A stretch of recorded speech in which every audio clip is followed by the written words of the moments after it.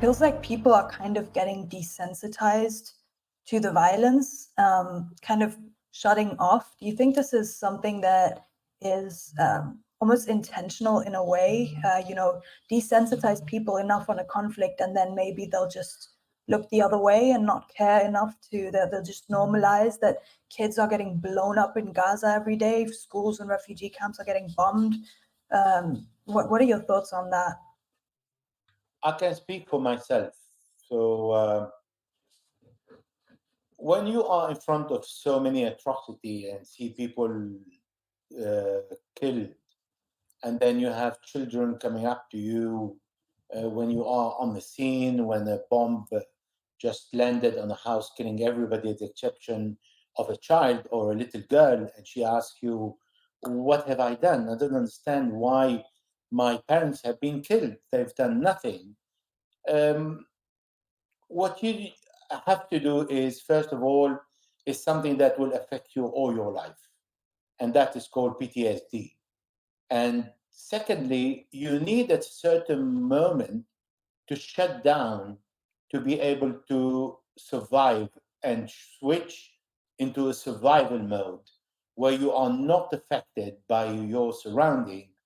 And the only thing that creates a balance in you is to be able to channel what you see to other people, so you share with them your experience.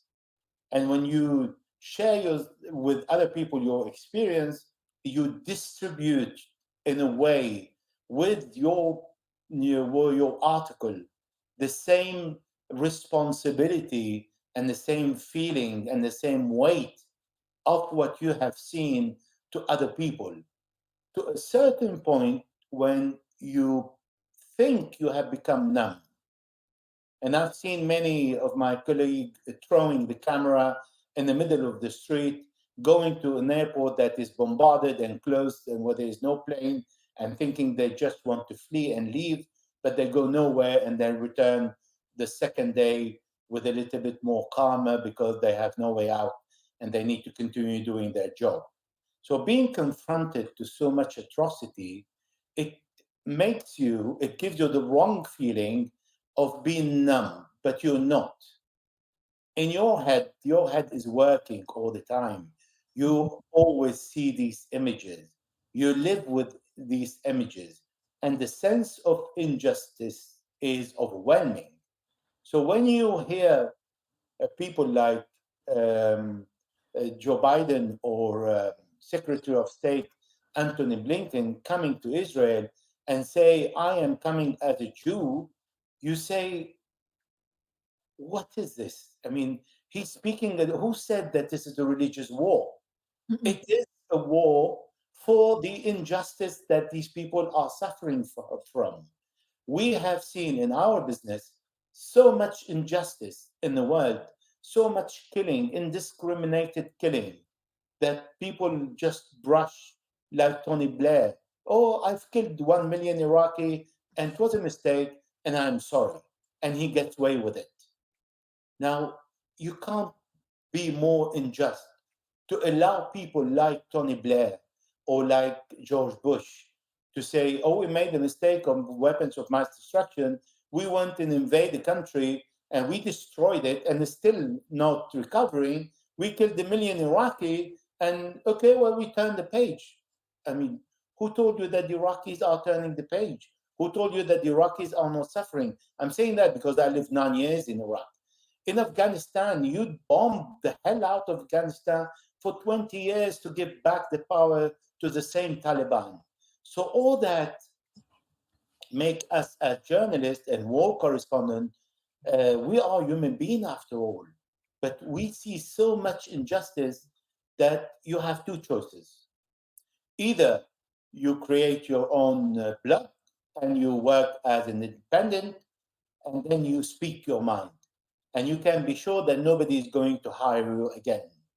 Or you go with the flow and you write what the editor wants, and then you oppress even more all your feeling. Because do you think people in the CNN, BBC, Fox News, all the news, Reuters, AFP, AP, UPI, they are not human beings. They don't see what's happening.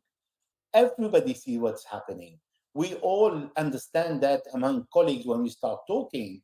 But then when you write, it depends who is controlling you. If you are free, you get hardly money to pay your bills. If you're not free, then you get a good salary and you are looked after because you are part of the club. It's a very difficult choice that I prefer to suffer myself and to be able to sleep, and I need only 2 minutes to fall asleep, or to have a lot of money and not being able to sleep and say, where is my conscience, at least in front of the people that I have seen suffering? And all the diplomats who leave their jobs, they start talking because they really need it for themselves, not for the other. They need to be clean. They need to come clean with themselves. They need to say the reality, to say at least we have contributed after all this damn silence that we have been throughout the years and decades of our job. And what's happening in Gaza? Well, look what Obama said, who is responsible for killing so many people in Afghanistan. He said the killing of the Palestinian cannot be ignored. Now, he's still not saying this is a massacre because, the Jewish lobby is so strong and the Zionists are so powerful that you risk really heavy consequences. But a person like me, I have the luck of accepting to live with minimum and then speak my mind. Well, it's not easy.